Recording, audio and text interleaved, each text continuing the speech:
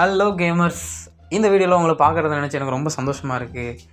நான் கொஞ்சம் வேகமாக தான் பேசுவேன், இருந்தாலும் அதை கண்டுக்கிடாதீங்க. இந்த மேட்ச் உண்மையிலே எனக்கு ரொம்ப அருமையான மேட்சாக போயிட்டுருக்கு. நம்ம போடுற வெப்பன்ஸ் எல்லாம் எடுத்துகிட்டு கிளாக் டவர் நோக்கி வேகமாக ஓடிட்டுருக்கோம். அதாவது ஒரு காலத்தில் எப்படின்னா, நான் எனக்கு தெரிஞ்ச 2019 அந்த டைம் இருக்கும். அதுக்கு முன்னாடிலாம் நான் இந்த மொபைல் கேம்ஸ்லாம் பெருசாக விளாட மாட்டேன். ஆனால் என் தம்பி ஜாலியாக விளாண்டுட்ருப்பான். அவன்கிட்ட என்னடா இது என்ன கேம் அப்படின்னு சொல்லி கேட்டால் அப்போ தான் சொன்னான், இது பேர் ஃப்ரீ ஃபயரு, இது நிறைய பேர் சேர்ந்து விளாடலாம் அப்படின்னு சொல்லிட்டு விளாண்டுட்டு இருந்தான். ஒரு காலத்தில் இப்போ விளாடலாம் ஃப்ரீ ஃபயர் மேக்ஸு. இருந்தாலும் ஒரு காலத்தில் ஃப்ரீ ஃபயர்னு ஒரு கேம் இருந்துச்சு. கிராஃபிக்ஸ்லாம் ரொம்ப கம்மியாக, அந்த மாதிரி அது உண்மையிலே அருமையாக இருக்கும். அது எப்படா விளாட்றீங்க, எங்கேருந்துடாமா பேசுகிறானடா மச்சானா, இங்கேருந்து பேசுகிறான்டா அங்கேருந்து பேசுகிறான்டான்ட்டு ஒரு இடத்துல இருந்து டேய் சுட்றான்னு சொல்லிட்டு விளாண்டுட்டு இருப்பாங்க.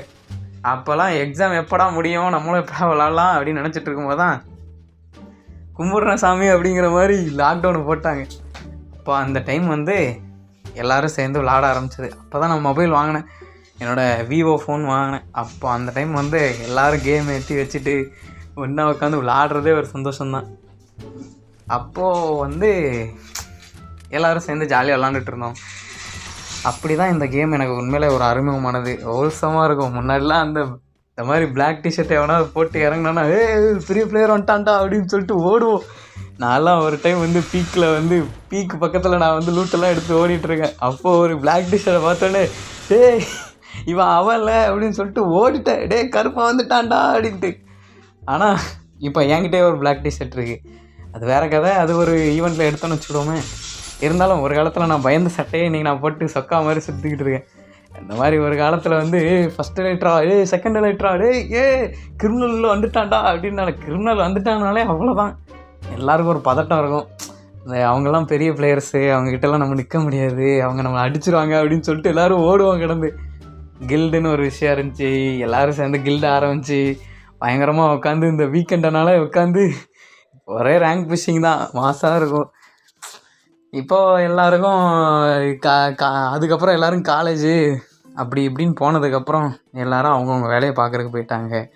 உடனே எல்லோரும் கேம் விளாட்றதே நிறுத்தியாச்சு. இப்போ என் தம்பிலாம் இன்னும் விளாண்டுட்டு தான் இருக்கான்.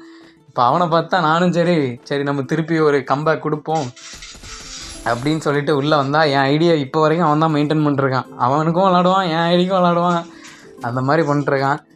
இப்போ தான் நம்ம கம்பேக் கொடுத்து சரி திரும்ப நம்ம எதாவது விளாடலாம் அப்படின்னு மட்டும் இல்லாமல் சும்மா விளாடுறதையும் தாண்டி ஏன் நம்ம விளாடுறத ஒரு வீடியோவாக எடுத்து போடக்கூடாது அப்படின்னு சொல்லி தான் இந்த சேனல் ஆரம்பித்தேன்.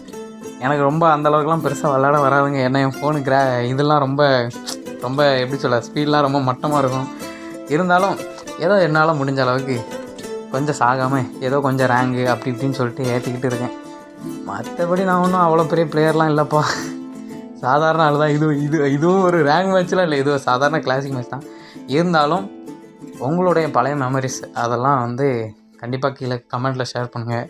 உங்கள் கேங்லேயே ஒரு பெரிய பிளேயர் இருப்பான், என்னை அடிச்சிட்டலடா, எங்கள் கில்டுலேருந்து ஒருத்தரை கூட்டாரண்டா அப்படின்னு சொல்லிட்டு கில்டு லீடரை கூட்டு வந்துடுறது, வாடா அப்படின்னு சொல்லிட்டு ரூம் மேட்ச்சில் இறக்கி விட்டா கில்டு லீடர் பதற விடுவார், எங்கள் கில்டு லீடர் பறக்க விட்டார்றா, இதுக்கடா வாங்கடா அப்படின்னு சொல்லிட்டு ஒரு காலத்தில் அப்படி இருந்துச்சு. அந்த டைம் வெளியில் விளாட முடியாது, அதனால ஃபோனில் கிடந்தா அடிச்சுக்கிட்டு கிடக்கிறதே ஜாலியாக இருக்கும் அப்படின்ட்டு. அந்த மாதிரி ஃப்ரீ ஃபயரில் உங்களுக்கு இருந்த பழைய உங்களோட மெமரிஸ் கண்டிப்பாக ஷேர் பண்ணுங்கள். ஏன்னா அதை பார்த்து நிறைய பேர் சொல்லுவான், போய் பாடுறா, போய் நம்மளோட இதெல்லாம் இருக்குடா அப்படின்ட்டு. இருந்தாலும் இந்த கேம் இவனுக்கு அழிவே கிடையாது சார் அப்படிங்கிற மாதிரி புது அவதாரம்லாம் எடுத்து வந்துக்கிட்டு இருக்கான். ஒரு காலத்தில் எப்படி இருந்தாடா, இப்போவும் அப்படி தான் இருக்க. என்ன இருந்தாலும் இவன் சில விஷயத்தில் மிஸ்டேக் பண்ணுறான். என்ன பண்ணுறான்னா, பழைய ஜாமானெல்லாம் திரும்ப கொண்டு பழைய ஐட்டம்ஸ் எல்லாம் கொண்டு அதோட ரேர்னஸ்ஸு அதெல்லாம் இந்த பையன் இவன் கொஞ்சம் திருட்டு பையன், கொஞ்சம் காசு பார்க்கணும்னு சொல்லிட்டு அதெல்லாம் கொண்டு வித்துடுறது. நம்ம ஆளுகளும் வெறி கொண்டு டைமண்ட் போட்டு எடுத்துருவாங்க. ஆனால் இந்த ஓல்டு பிளேயர்ஸ் இருப்பாங்கள்ல, அவங்க தான் பாவம் ஒரே பரிதாப நிலவுக்கு போயிடுறாங்க. ஐயையோ, நான் கஷ்டப்பட்டு காத்து வச்சிருந்தேன், என்னோட இதெல்லாம் கொண்டு கொடுக்குறீங்களடா அப்படின்ட்டு. அதாவது ஒரு காலத்தில் முட்டி எடுத்துருப்பான். இன்றைக்கி குட்டி குஞ்சானெல்லாம் அதெல்லாம் எடுத்துகிட்டு சுற்றும் போது வெறியாக தானே இருக்கும். அப்படி நிறைய பேர் இந்த கேம் விட்டு போனது உண்டு. என்ன இந்த ஃப்ரீ ஃபயர்காரன் கொஞ்சம் இந்த புதுசாக ஒரு ட்ரெஸ்ஸு டிசைன் பண்ணுறதுக்கு டிசைனரு அப்படி இப்படின்னு சொல்லிட்டு ஆட்களை வந்து அதில் போட்டு ஏதாவது புதுசாக ட்ரெஸ் எடுத்து ட்ரெஸ்ஸு செஞ்சு இறக்குவான்னு பார்த்தா டேய் எங்கள் சூர்யாவை நடித்த கருப்பன் போய் பாடுறா அதில் இருக்கிற மாதிரி கருப்பன் ட்ரெஸ்ஸு மாதிரிலாம் இறக்கி விட்டேன்னா ஆளுக்கு வெறி கொண்டு வாங்குவாங்க. அதை விட்டுவிட்டு பழைய ஃபஸ்ட் எலைட்டு செகண்ட் எலைட்டு அதெல்லாம் ஏதாவது ஒரு விஷ் இவெண்ட்டில் கொண்டு வந்து அதில் ஏதாவது லாபம் பார்க்குறது, ஏதோ அப்படியே கேமை கடையை மூட்டு போகிற மாதிரியே பண்ணுறது.